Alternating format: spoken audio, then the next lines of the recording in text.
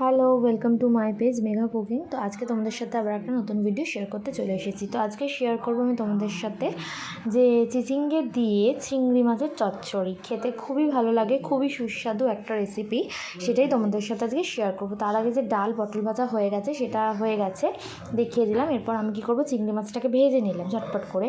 তার মধ্যে ফোড়নে দেবো কিন্তু পাঁচ ফোড়ন দিয়ে সরু সরু করে যে আলুগুলো কেটে রাখা রয়েছে সেই আলুগুলোকে দিয়ে একটু সামান্য ভাজবো, হালকা নাড়াচাড়া করব।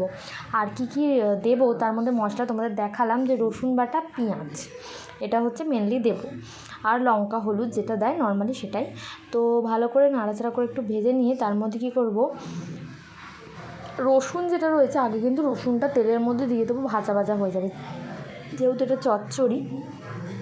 আর তোমরা কে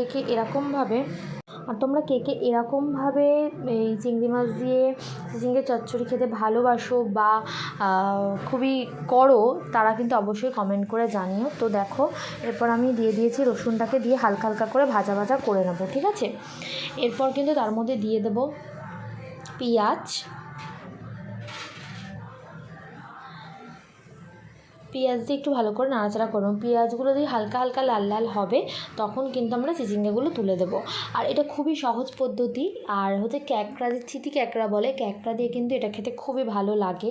কিন্তু যেহেতু আজকে ক্যাঁকড়া দিয়েই এটা করার ছিল, কিন্তু কি এতটাই মানে ভাগ্য খারাপ যে বাজারে গিয়ে ক্যাঁকড়া না পাওয়ায় তখন চিংড়ি মাছ দিয়ে এটা করতে হচ্ছে।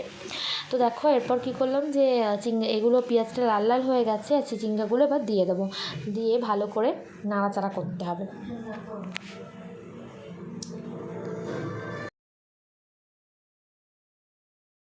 দেখো, তার মধ্যে এবার নুন দিয়ে দেবো নিয়ম মতন, সামান্য পরিমাণে দিয়ে ভালো করে নাড়াচাড়া করে নিয়ে এবার সব মশলা যে পাতিগুলো রয়েছে, নুন দিয়ে দিয়েছি, হলুদ, লঙ্কা, এগুলো কিন্তু দিয়ে দেবো।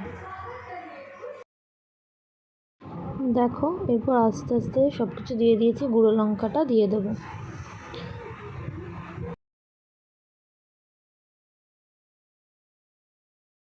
দেখো, হলুদ দিয়ে দিয়েছি, এবার লঙ্কা গুঁড়ো নিয়ম মতন দিয়ে দেবো, নিয়ম মতন পরিমাণে গুঁড়ো লঙ্কা দিয়েছি। আসলে আমরা একটু লঙ্কা যেহেতু ঝালটা একটু বেশি খাই, তো ঝাল ঝাল হলে বেশ খুব ভালোই লাগে, তাই কিন্তু গুঁড়ো লঙ্কার পরিমাণটা অনেকটা বেশি দিয়েছে, তোমরা কিন্তু দেখতে পারো।